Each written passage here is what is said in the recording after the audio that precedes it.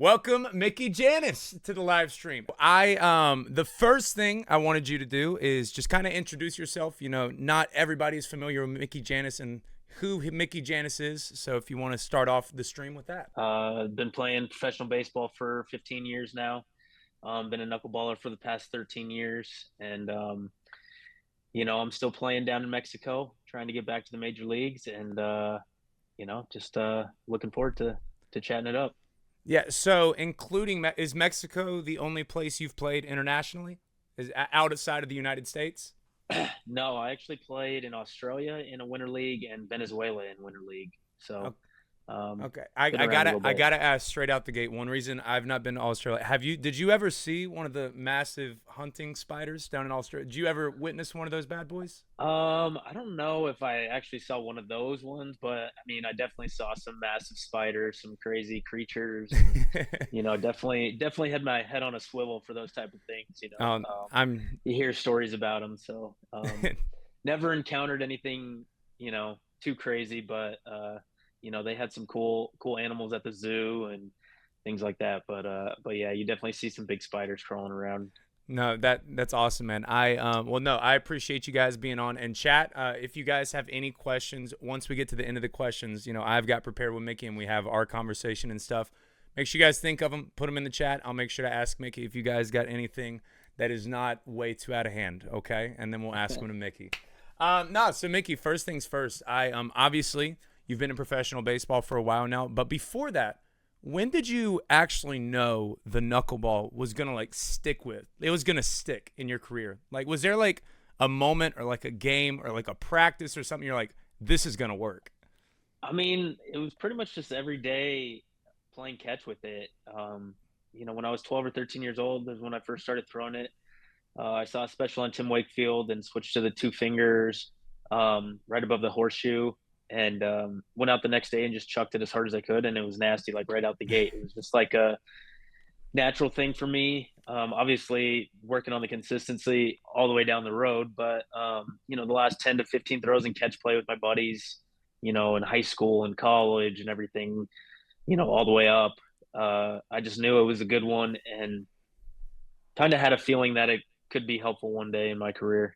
So at this point, if you could go back and choose one or the other, now that you've seen how the knuckleball is, do you think you would rather throw like 100 plus or just have like the nasty knuckleball you have right now? If you had to choose one side or the other. I mean, it's a tough question because obviously I do love throwing the knuckleball and it's really a part of who I am. Um, Obviously, throwing 100 miles an hour gets you a lot more opportunities these days. Yeah. So it'd be hard to do that. Hard to decide, but like I said, the opportunities from throwing 100 miles an hour are, a lot more than being Yeah. able to throw a knuckleball. But if I could throw 100 miles an hour with a knuckleball, that'd be a lot better. I don't think anybody would want to face anybody doing that. That would be quite amazing. No, that's Yeah. awesome though. And also, as you were talking about in your career, you had it was just you kind of naturally just progressively getting better with the knuckleball and stuff. Do you have a career in your baseball moment that like stands out the most overall? Like whether it be like, a state championship in high school or something in college or a moment in pro ball. Do you have one of those moments? I mean, making the big leagues, obviously Yeah. fulfilling that dream of making the big leagues, and getting that opportunity. Um, but honestly, like playing every day, you get to play kids game. I'm still doing it. Get to do it all over the world. It's just been an awesome career so far, and obviously, hoping to keep it going for a few more years. No, that's awesome. So chat, if you guys did not know, I've now that I'm done with the High Point Rockers, I'm gonna be free to share where I worked at and stuff. But me and Mickey met at the High Point Rockers, and so leading into that, you've played independent ball now. You've also played at the major league level, and through the affiliates, the minors, and stuff like that. What, in your opinion, is the biggest difference between independent ball and then let's just say the minor leagues, because obviously major leagues is different, but Yeah, there's a lot of great talent in yeah. independent ball, as you've seen, a lot of good hitters, a lot of guys that deserve chances and stuff like that. What would you say is the biggest difference between the two? I mean, honestly, a lot of it's not even like talent wise. It's just getting the opportunity, getting seen at the right place, right time. I mean, you've seen guys. Last year we had a guy get picked up out of the High Point Rockers and go to the big leagues later on in the year. That happened with the Long Island Ducks. It happens all the time. So, I wouldn't necessarily say it's talent wise. It's really just about the opportunity and getting the opportunity, getting the door open for you to get back to affiliated baseball in the big leagues possibly. A lot of guys on our team played in the big leagues previously, myself included, and they've had quite a few years in the big leagues. And it just sometimes that opportunity with a certain team falls through, and then you just kind of wait and hope for that next opportunity, and sometimes it never happens for guys. Other guys get picked up and get an opportunity, and you just try to make the most of it when you get that opportunity. Yeah.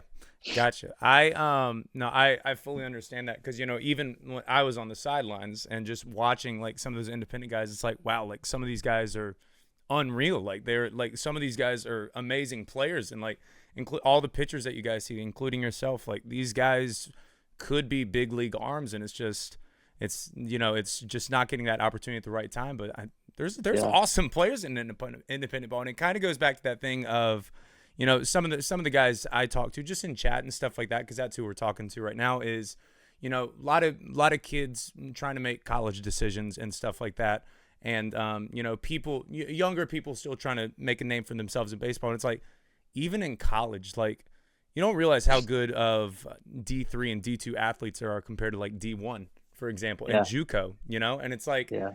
anywhere you could get Yeah. your opportunity is worth it. Yeah. Yeah, absolutely. I mean, you put our starting nine out there on any given day with the Rockers last year, and I mean, we could easily compete with a AAA team. Hmm. A lot of those guys, like I said, had big league time, and that's the crazy thing about baseball is you can really put anybody on a field and they're going to compete. You know, over the course of a long period of time, yeah, a big league team is going to be probably better overall, but you get the High Point Rockers, and they're a pretty solid team all the way around, and you saw that with the other teams that made the playoffs and things like that. So, um, like I said, it's a lot of it's just opportunity. You get a lot of high quality players, and the shrinking of the minor leagues has hurt some of us, especially the veteran guys. Major League Baseball is trying to make it younger and smaller and everything like that. So you're seeing the younger talent get move up a lot quicker through the ranks than they did back in the day. When back in the day, it just seemed like it was like you go to low A, you stay there for the whole year. You go to high A, you stay the whole year. You go to double, it was like Yeah. a 5 year process. Now it's like a 1 or 2 year process. I mean, you see Jackson Holiday making his debut. He's number one pick two It's years ago. crazy. Obviously, those guys are pretty special. Number one overall pick. You don't see that too often with later round guys, but myself was a 44th round draft pick. 2 or 3 years later, they cut it to 40 rounds, and now it's down to 20. I might not even have had the opportunity back in the day to get drafted and play. So, you're just like I said, just the opportunities for certain guys come up, and for other guys it doesn't. So it's a different game now. Yeah, and even still with like the opportunities getting smaller and smaller, I still think baseball is that one sport I would arguably say where you do still have the most opportunity out of any professional sport, just because all the minor league teams, independent teams, overseas teams and stuff like that, where in NBA you have like G League and NBA for that example, and Yeah, or your other option is and Harlem it's only Globetrotters if you're good enough, and then you're yeah, going overseas. and it's only like 12 to 15 guys on a roster Yeah. for those teams. So I mean, obviously the NBA is it's unbelievable to even break through that. 2 rounds in the NBA draft, I think. It's just it's definitely crazy. And NFL, we actually have an NFL team playing on our baseball field here. They have a Oh, really? football, yeah, American Football League down here that they play, and a couple of us that played any ball last year were like, "This is basically independent league football." So it's just Have you watched a game? Did you watch a game? no, no, I haven't had the chance to go to a game yet, but Oh, once every couple of weeks they're painting lines on our field, and you're just kind of like, every opportunity you're trying to get, just like we're down here trying to get back to the major leagues. They're trying to get seen by somebody down here, and then maybe that gets an opportunity I don't even know that the minor league NFL leagues now. You got like USFL or whatever, Canadian I Football League, and all does The those. Rock So still? I think The Rock has. Does he still have yeah, stake ownership in one? I don't even know anymore. yeah, yeah. It seems like they all merge somehow and stuff. So, but yeah, it's just you're just trying to create that opportunity to get seen, and like I said, for obviously for most of us, you won't get that opportunity, but for some of us, you do. Yeah, no, it and it with all even with all the preparation, sometimes it comes a little bit of luck. So for yourself and Absolutely. cracking MLB, you got to commend stuff like that because so many athletes don't get that chance. So it's quite the accomplishment, obviously.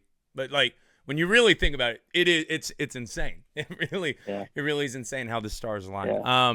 No, I think no, that I mean if you guys chat, if you guys don't understand opportunities when you take them or when Yeah. you get them, take them. Like Yeah. you have to, Yeah. I you know. always I always love that meme that came out. I think it was last year where they showed like a empty stadium that was like seats 50,000 players, and it said like if you put every single Major League Baseball player in this stadium, it would only be half capacity.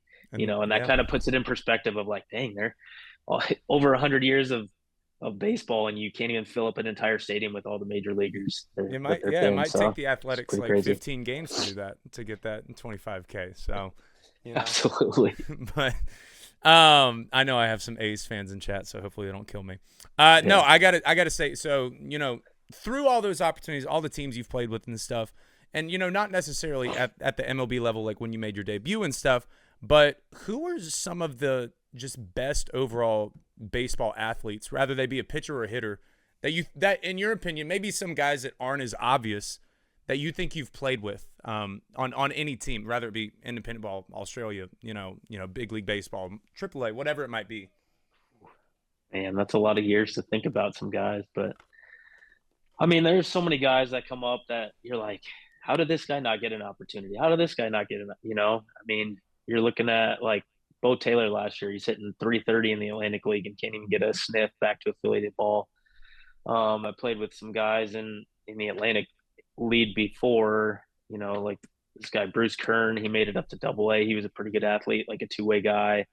Ended up playing Double A with the Rockies. Um, I mean, Ryan Grotjon last year was a phenomenal athlete. And then you see guys like Shed, who was a top prospect at one point, and you definitely see the athleticism there. And you're kind of like, why isn't this guy getting an opportunity again? And but again, there's so many guys throughout the years that, even guys that you're like, man, this guy's not even that athletic, but he can throw the heck out of a ball. Um, so it's just like I said, there's so many guys that I can't even think of names right now, Yeah, but like I said, those few for sure come to mind. I got you. Yeah, no, and I understand when you play with so many teammates and baseball, there's so many teams, there's so many moving parts. Sometimes I get it. Yeah, Trust me. yeah. I no, and I saw a quick question from the chat that I thought was pretty good to just include right here. Who were some pitchers, rather when you were younger or just at any time that you think you've modeled your game after? I mean, when I was a conventional pitcher, I always loved Roy Halladay. He was kind of, especially like when I grew out of that like little kid phase of just like, oh, I love, Derek Jeter, Yeah, which I obviously did. But once I really started understanding the game, I think Roy Halladay was kind of like my guy that it was like, I want to watch him pitch every single game. yeah, Just the way he was able to move the ball, the competitiveness, the way he didn't want to come out of games. Um, that was kind of my guy. And Mariano Rivera, obviously the consistency that he had throughout the years of just again being able to throw one pitch, everybody knows it's coming, and you have zero chance to hit it. So, and then obviously the knuckleball guys. When I had a good knuckleball, when I realized I did, I always followed those guys, and the Wakefields, the Stephen Wrights, the R.A. Dickey. I remember following R.A. Dickey before he was R.A. Dickey that everybody else knows. He was really a middle relief guy, bouncing up and down from the minor leagues to the big leagues. He was kind of throwing this knuckleball thing, and then the Mets gave him an opportunity to start, and he took off and ran with it, won a Cy Young, and So just following his career and like what he had to go through to build up where he was, and so those were kind of my guys. And then, like I said, as a position player, I was always Derek Jeter fan. So Were you a Yankees fan? I heard Mo and Derek Jeter in that. yeah, Yankees fan? yeah. I mean, Yeah. my dad grew up a Yankees fan, in the '60s and '70s, and and a little bit of the '50s. So obviously, you can kind of figure out where I got my name from. Um, so I just kind of grew up watching those games, and fell in love with baseball with the Yankees. And then again, like people ask me who I root for nowadays, and it's like it's a little bit different when you're like in the game, but obviously like love watching the Orioles play nowadays. And I don't really have really a favorite team. Obviously, the Orioles gave me my opportunity, so I really root for them. Same with like the Mets. Um, but it's really just about following players and just kind of like understanding the game and just watching guys compete. Yeah, no, that's I and the Orioles they're going to be so good in the next 5 years. They're going to be so good. I know. Um, so no, also I moving away just from IRL baseball stuff. Obviously, I do a lot of gaming stuff and MLB The Show stuff on this channel. Did you know you're one of the most loved but hated people ever on the video game that MLB The Show because you throw a knuckleball? Yeah. I can't remember when I first kind of like jumped into that again or like heard about that, but yeah, I mean, every single post I make on a social media platform, like there's always somebody that says MLB The Show legend, you know, and That's all so that funny. stuff. So, and I get DMs all the time about it. It's pretty cool. It even got to the point of my manager down here in Mexico. He saw me pitch the first spring training game and got a call from his son, and his son's like, "Hey, Dad, like, was that Mickey Jannis that pitched for you guys yesterday?" He's like, "Yeah, why? Like, why? Like, so, you know?" And he's like, "Man, I use him in MLB The Show all the time. He throws the nastiest knuckleball." So then, like the next day, I show up at practice, and my manager's like blowing me up about That's so MLB funny, The man. Show. So I mean, it bounces around. I mean, the bus driver for our team down here even showed me a video of it. He was like, "Dude, like." Lost in no translation for either one of us, but he just like showed me a picture. He's like, "You, you, it's just like That's it's kind so of cool the funny. way like we That's can so all, funny. it's just such a rare pitch that when somebody throws it, everybody watches. And like I said, it's pretty cool to have that little fame. I think I had a bat boy when I first got gosh, what's our bat boy's name Will with the Will. rocket? Will. Yeah, Yeah. when he Will first I saw think Will me, Will's in chat. that Shout out Will Will. yeah, yeah. I think he was one of the first ones that was like, "That's Mickey Jannis. He's the worst rated pitcher in MLB The Show, but he's the nastiest pitcher in MLB The Show." That was one of the first times where I heard that like comparison because Oh man. I didn't know too much about the ratings. I just knew about the knuckleball was nasty in video games, and then he kind of compared it that way. And then our clubby kind of blew him up after that, and he was really embarrassed to like even That's talk to so me. funny. So it's just That's like, so funny. geez, yeah. Shout out Will Will, man. Well, I know I don't want to keep too much of your time. The last question from me I'll ask is, many years into your career, and congratulations on that. Do you have any plans on, are you, after your career finally does come to an end, do you want to stick with baseball related stuff? Do you want to do coaching and pitching coaching and or anything along those lines? Or do you just want to take a step away, you would think? Um, I don't know. I mean, coaching would be nice, but I don't know how much I want to do the whole traveling thing still, Yeah. so it'd have to be like the right spot, right place, right time.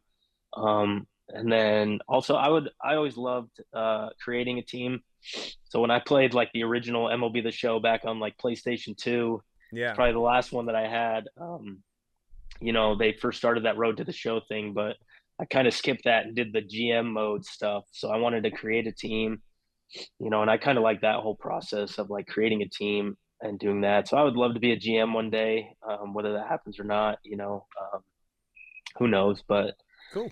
I still feel like I can pitch 5 or 10 more years, especially throwing the knuckleball. So I don't want to give up on that just yet, but we'll kind of see how this year goes and see what happens moving forward. No, I understand, man. I fully, it's hard to walk away from, so I respect that greatly. Well, chat, if you guys have any questions, let me know really fast before we let Mickey go about his day, And you guys, if you guys want to keep up with Mickey, what's the name of your team that you're playing with right now? It's the Cerraperos de Saltillo in So if you the want to Mexican Baseball keep League. up with Mickey and what he's doing, make sure you go follow their socials. And while chat's writing their questions, is there anything on your side of things that you're currently doing? I know you're wearing your knuckle down shirt. Anything that you want to kind of shout out yourself really quick? Yeah, it's just a T-shirt that I created. Or actually, my wife created. She took a picture of my grip and threw it on a T-shirt for fun, and then everybody kind of started giving me compliments of it, and so I started selling it. So if anybody who's a big fan of the knuckleball, there's a link on my social media where you're able to order some T-shirts. Say knuckle down and the hats as well. Cool. Pretty cool stuff. But yeah, just trying to build a little bit of a brand and just keep chucking the knuck as long as I can. So yes, if you guys want Mickey's merch, go to his socials. It's all on there. I do got one question. Let's see. So, what was your favorite / coolest hat that you wore throughout your career? It's a tough one. When we rebranded in Binghamton, the Binghamton Rumble Ponies had some pretty The cool Rumble Ponies. Yeah, had some pretty cool hats. Um, we also had. I always loved the movies Jurassic Park growing up, so we had a Jurassic Park day where we had like a skeleton dinosaur on our hat and jersey, and I got to pitch in that jersey, so that was pretty cool. Let's see what else we had. We had the Binghamton Stud Muffins. They were doing some rebranding a lot up Binghamton there. was going through something. It sounds like. Yeah. They had like when they rebranded from the Binghamton Mets to the Binghamton Rumble Ponies, they had like 4 team names, and it was between the Rumble Ponies and the Stud Muffins. Okay. And when it became the Rumble Ponies, they decided to make just like a one special day for the Stud Muffins uniform. So that was kind of funny. Cool. But yeah. That's awesome, man. No, and once again, I appreciate you hopping on here with me. I know you got games coming up here in this week, and your season just started and stuff. So, guys, I want you guys to, go show some love to Mickey, follow his socials, and Mickey, I hope you have a good one, my man. I seriously appreciate you hopping on. Yeah, absolutely. Thanks for having me.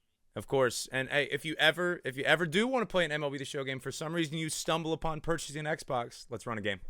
Oh, absolutely. Absolutely. Have a good night, my man. I appreciate you. All right. Thanks. Yes, sir.